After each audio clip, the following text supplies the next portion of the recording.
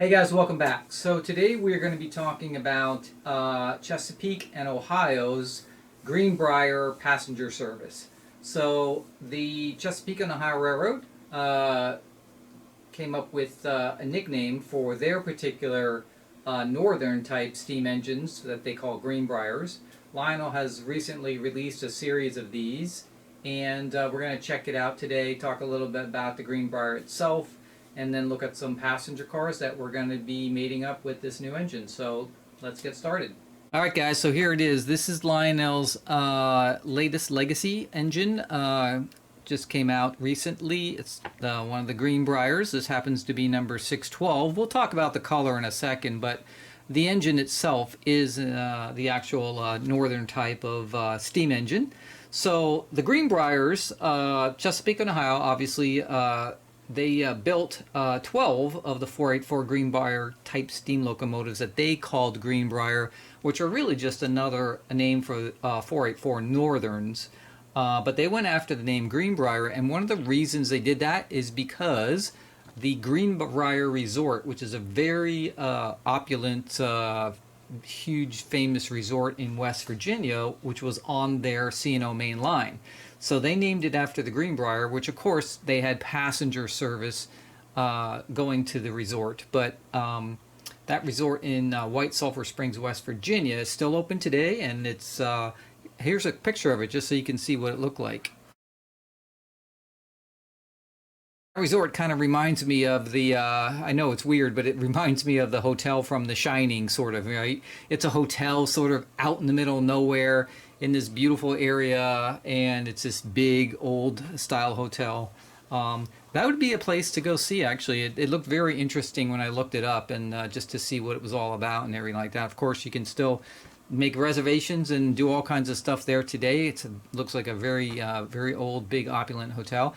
But if you figured at the time that these steam engines came out between 1935 and 1948, right? That was a heyday of passenger train travel. They would take this excursion on their main line out to the Greenbrier Resort. So it must have been a fantastic time if you think about it. It's probably pretty cool. Now, these Greenbriers were built by Lima Locomotive Works between 1935 and 1948. Strictly operated by C&O here, and again, they stuck the Greenbrier name on here. And again, their primary purpose was these long, high-speed express passenger trains that they were running for the C&O Railway. And so they had all kinds of nicknames for these things, such as the George Washington, the Fast Flying Virginia, and they built 12 of these Greenbriers. And the first batch of Greenbriers, which consisted of 5, were numbers 600 through 604. Those were built in 1935, and they were named after Virginian statesmen. So people like Thomas Jefferson, Patrick Henry, etc. And then in the second batch, which was produced in 1942, there were actually only 2 built, and you can understand why. This would have been in the middle of World War II. And those were 605 to 606. And they were also given Virginia statesman names like James Monroe. So they were pretty much the same locomotive. There was a little bit a difference in the valve gear, but aside from that, they were pretty much the same locomotives. And then the final and third batch of the Greenbriers were numbers 610 through 14, which is what you're seeing here, because 612 would have fell into that batch. They were built in 1948. However, they didn't have Virginia statesman names like the earlier batches did. And they were pretty much the same, except this one was the most efficient out of all 3 batches. And they obviously used the box pock driving wheels on this, as you can see in this model here. And Timken roller bearings on every axle. So otherwise, it was pretty much the same. However, they did do one extra thing on here, and they put the smoke deflectors on the front, so as you can see on this model right here. Otherwise, the previous 2 batches didn't have those.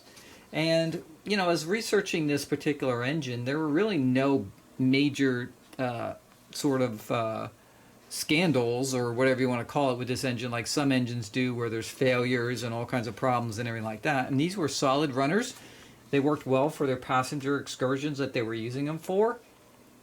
And the only thing I could find about this engine where there was some kind of conflict was that Lima and C&O did not agree on what the actual size of the driving wheels were. There was a 2-inch difference in what each one of them was saying their wheels were. I don't know why that's such a big deal because somebody could have obviously just measured what they actually were. But there was this driving wheel size conflict that never got resolved, on paper at least. So, yeah, and so today there is one left. It's number 614 is left, and it's on display at the C&O Railway Heritage Center in Virginia. So that's cool if you want to go see that. It's in the Presidential Express scheme, I think. But it's really a amazing machine that Lima had created. And this engine you're seeing right here in front of us is Lionel's version of it. And we'll talk about the color scheme on this particular one. But obviously, the actual Greenbriers were all black. And they didn't have this kind of color scheme on them. All right, so let's take a look at the Lionel model here. So obviously this is number 612 here, as you can see. But it is in a silver and Chessie orange paint scheme instead of the traditional black that these engines would have come in. So Lionel has done a couple of these sort of fantasy paint schemes before. You've seen it in one of my other videos where I did the Mohawk that was in the gray and red paint scheme that matches the pacemaker, the New York Central pacemaker paint scheme, which was really cool. And it was a really popular engine, so they are doing the same thing here with this one. You never know with these paint schemes, right, if they're going to actually be a hit or not. And this one actually, like the pacemaker one, is very popular. So I believe I think there's only one place I've seen that still has a couple of these in stock. Otherwise, pretty much everybody's been sold out. However, I know a lot of the dealers didn't order a lot of extras of these, maybe one tops, and then only the pre-orders got theirs, right? So, but it turned out to be a really, really nice looking paint scheme. And Lionel does make some 21-inch matching passenger cars to go with it. However, we are going to use a different set of passenger cars than Lionel's for a couple different reasons we'll talk about a little bit later. But for now, let's just concentrate on the engine here, and let's just take a closer look at it. All right, so up close and personal is a very good looking engine. It has this Chessie orange, which of course, if you're not familiar with the Chessie orange, it is Chesapeake and Ohio did use an orange color. It was actually the original color before they switched their engines and cars over to yellow early on. So it's not well known or seen a lot of times in the orange colors. So, but Chessie did use orange in their paint schemes on some of their engines. So this one is the Chessie orange on this one, obviously. They used a brilliant silver for the contrasting color on here, and because of that, you can see that all the details and everything sort of pop on the engine. And this is one of the reasons I think that these engines that are painted in these other colors look so good. If this was all black, a lot of this would just blend in and you just don't notice it as much. But of course, when you have the silver against the orange and you have that major contrast, right, then all this stuff just sort of pops, right? But this particular engine has a lot of details on it here. So on the cab right here, there's two figures in the cab. The cab is, of course, very detailed as usual. And it has movable windows right here, as you can see. So it's a double window that moves, 3 windows, so basically that move back and forth here. You can see on the side here, there's tons of piping and all kinds of detail. Even on the trucks down here, there's just a lot of detail. So just tons of piping and detail as you go across it. I love the box drivers. They're just my favorite ones out of all the different types of drivers out there. Okay. And then, you can see, because of all the contrasting colors, how all the piping and everything really stands out. And then they have the deflectors on the front on this particular one. Now, these are removable, but I would have preferred they'd been permanent, and I'll show you why in a little bit. But just taking a look at the overall engine, it's, really good looking just sitting there. They do have something that they've started to do recently, which they never did before in past years, which is they started to put these, plates between the engine and the tender here, which MTH has been doing for quite a while, but now Lionel has started to do that too. And then the tender itself here is same brilliant silver color. Again, lots of detail on it. Now, the one thing I did notice is the coal load. So we're used to having a real coal load in our engines from Lionel. They've always done that, where it's been sort of that coal load that looks sort of dull and shiny at the same time. Looks like real coal, because a coal lump, when you chop it, has a dull side and then you see the shiny side on it, right? So it kind of sparkles a little bit. And the real coal loads that they've been putting in the engines have always been that way. This one's a little bit different though. This one is not sort of like that. And the way it looks to me, even though it's kind of shiny and everything there in the camera, it looks to me like it's just a gloss black painted coal load instead. Now it still has the texture of a coal load, but it doesn't have that variation like we're used to on the coal loads. And I hope this is not going to be a pattern now that engines are going to start coming with gloss black painted coal loads, because I don't think they look as good as the realistic coal loads, the real coal loads that they've had before, where it's actually, it looks like real coal because each of the pieces has a different sheen on different sides of each of the piece, right? So if you haven't seen these in person, these do have painted coal loads for whatever reason. I'm not sure why.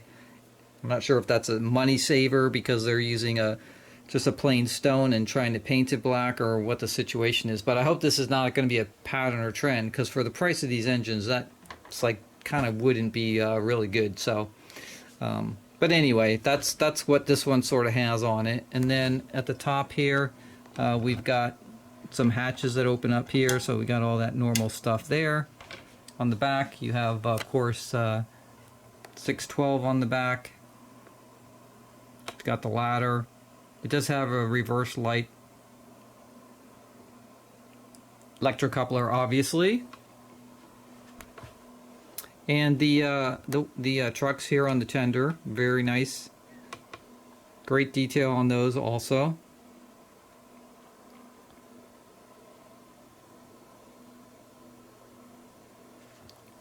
So this particular, the Northerns have just so much piping on them. They're just really, really good looking with all that piping.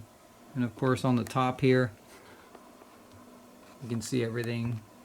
And then at the top they have the sliding hatch, although it's kind of funny. When you open up the hatch, you see a circuit board in there. Because it's the light for the cab, right? It's the LED. So I guess we're keeping that closed. I don't really want to see a circuit board there. And then you have the piping detail, whistle detail on the front here.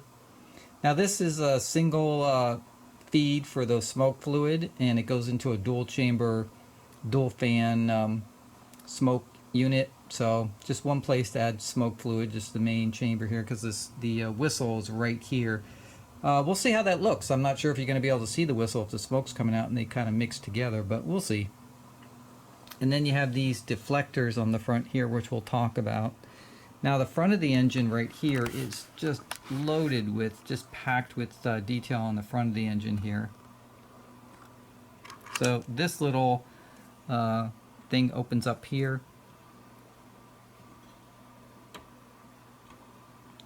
It's hard to do, but it opens up the little coupler on the front. So this opens and closes right here on the front. Just absolute tons of detail on the front here, as you can see. Headlight is very low on the Greenbriers. Just massive amounts of detail. And of course you got the number 612 up here on the number board, 612 down here by the headlights. It's everywhere. If you don't know this is 612, you certainly wouldn't be able to miss it.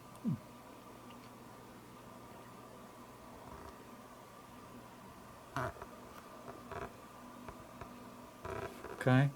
And that's pretty much what it looks like, and it's just a really good looking engine in person. The brilliant silver finish has a lot of metallic flake in it, so I'm not sure if that's the way they wanted it originally when they spec'd it out, but that's the way it turned out. So really good looking engine. Now the smoke deflectors on the front here, they're actually, they're not permanently mounted, so they came separate in the box and you had to actually put them on. And it just has two little pins on the top here that slide in, these little hooks sort of come around and then go into two holes that are in the boiler here, the smoke chamber. And then it has sort of a little 90-degree plate on the bottom here that has, it's sort of magnetized and it holds itself on. But they're not like super strong. They move around, you know. And the thing about these are, I would have preferred they would have been permanently mounted, honestly, because you're going to have to make sure that when you're running it around your layout, these cannot hit anything, because if they snag on anything, unlike, you know, the rest of your engine where if it hits or something, it just sort of bangs and then, you know, the engine will stop or move or whatever. These will actually probably tear right off, right? And you're probably going to damage a lot if they tear off, right? If, like, especially if you're going through like a tunnel or something and the tunnel's not wide enough, because this does make it stick out a little further. So you got to make sure that these will clear everything. So if you do get this engine and you do have things like tunnels and tight spaces, I would run it around your layout super slow at first, just to make sure everything clears before you do any high-speed runs with it. But so that's the one little difference. These are sort of like removable, but I don't know why anybody would, because then you'd have 4 holes on top of the smoke box at the top here. So that's kind of like, doesn't really make sense to have holes in your locomotive. So on my other Challenger, like, they're mounted, it has deflectors and they're permanently mounted, they're solid. So but these are sort of a little bit loose, you know, on the front here. So just keep that in mind. Otherwise, yeah, let's fire it up and then see what it sounds like. All right, let's fire it up, see how it sounds here.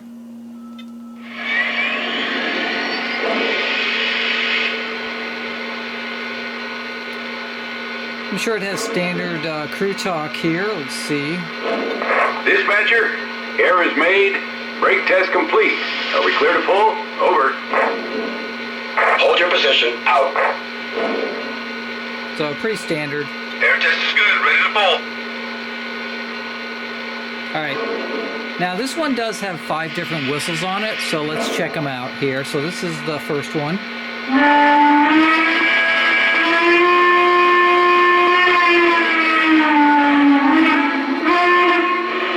Okay, that's one.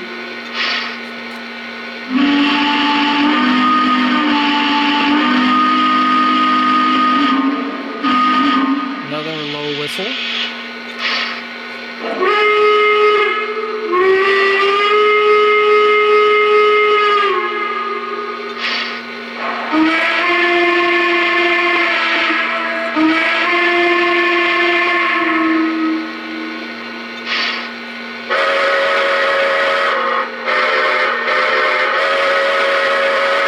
I kind of like that one.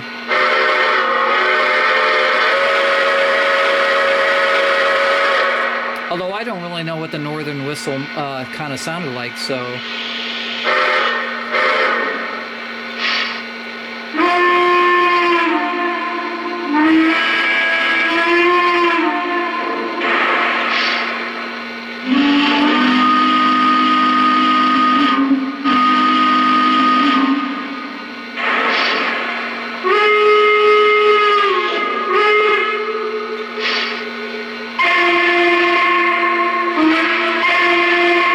That's like a banshee.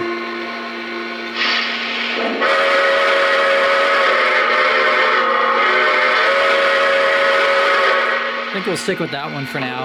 And then you can do 5 different bell pitches, same thing as usual, so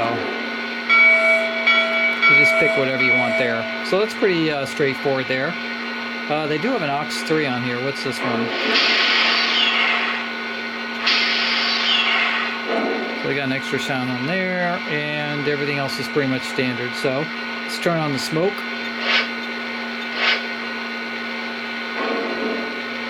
Should be getting some smoke out of here.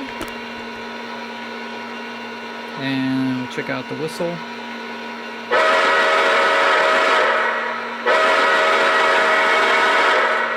So if you look closer, you can see it, but they sort of do mix together.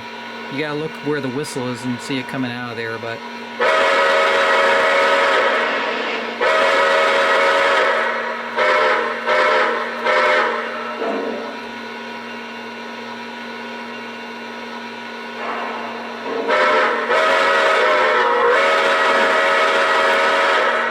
Alright, and that's pretty much it. Standard legacy sounds and everything else that go with it, so... yeah, and then let's pull it up here and we'll talk about the passenger cars for a second.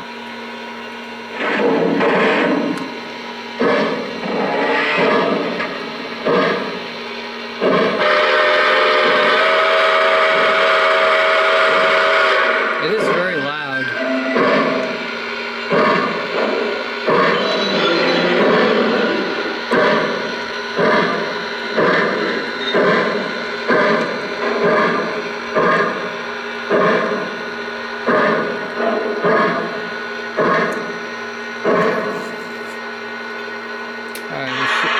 Down for a second here.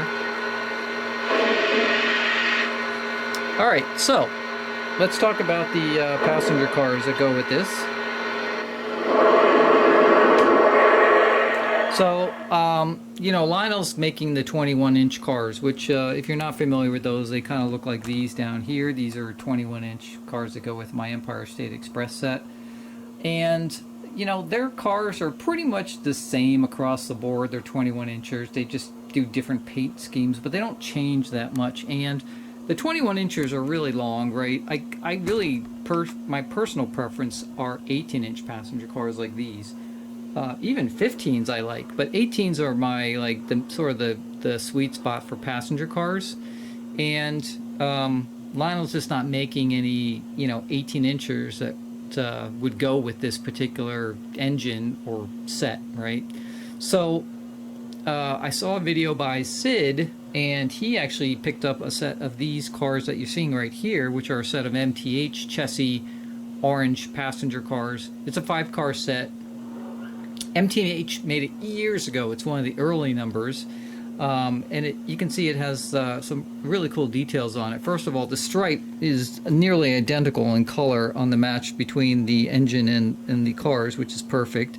They also have a brilliant silver paint scheme on this, just like the engine. So everything paint-wise matches across the board. I like these much better just because of their style. They have like the riveting on here, and then they got the fluting on the sides here, raised numbers. Then they've got this raised board here that says the Chessie in orange. They're perfect, right? And these I actually like much better than the Lionel cars. Not to mention, this whole 5-car set was $300, and Lionel's 21-inch cars, which I think are, let's see, what do they have? They have a 4-car, 4, 5, 6, I think it's a 7-car set, and it's going to run you, I don't know, like, I think it's $650 for the 4-car set, and then another 4 for the 2 or something. And I mean, you're going to be into it, you know, $1,200 to $1,500, right, for passenger cars. And they're, you know, nothing wrong with them, but they're just not passenger cars that I like they're design wise that go with this set. You know, they're just sort of rerunning all the same 21 inchers over and over again with just different paint schemes on them. And these are just, they just kind of look better for, I think, the time period, and they just are cooler cars, and they're much cheaper, obviously. So this saves a lot of money, saves a lot of space too, don't forget, because all this has to be stored somewhere on shelves, right? So I've got the baggage car here, there's a coach car right here. The set includes a Vista Dome car, as you can see right here, another coach car, and then it has a observation car, the end car right here. They're lighted. They are incandescent lighting, but they're the small little incandescents that MTH used over the years. They don't have figures in them, but neither do Lionel's. So you can always add that. You can always upgrade these to LEDs too if you wanted to.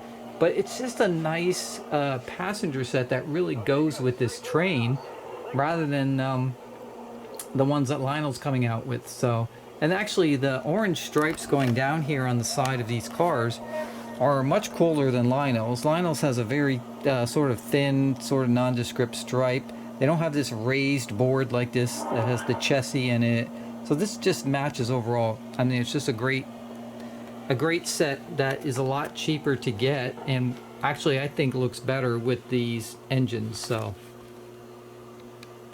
let's check out the passenger cars. So start this baby up here.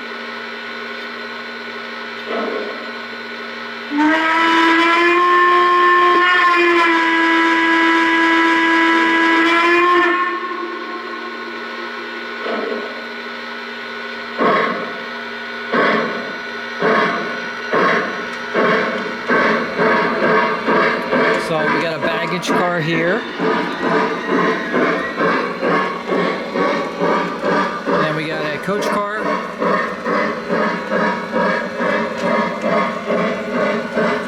Vista Dome.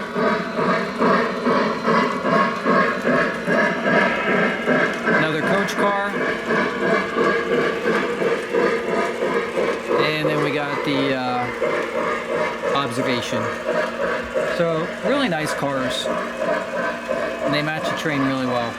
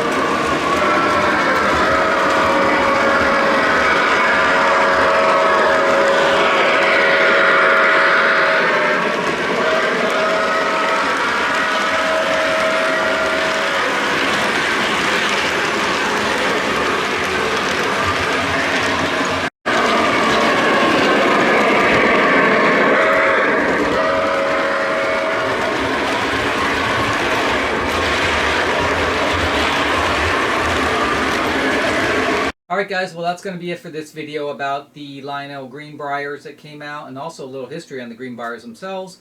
And of course, my choice to use the MTH cars instead of Lionel cars for the passenger service. So, as always, make sure you subscribe, hit the like button, put your comments down below about this video, and I will see you guys next time. Peace, guys.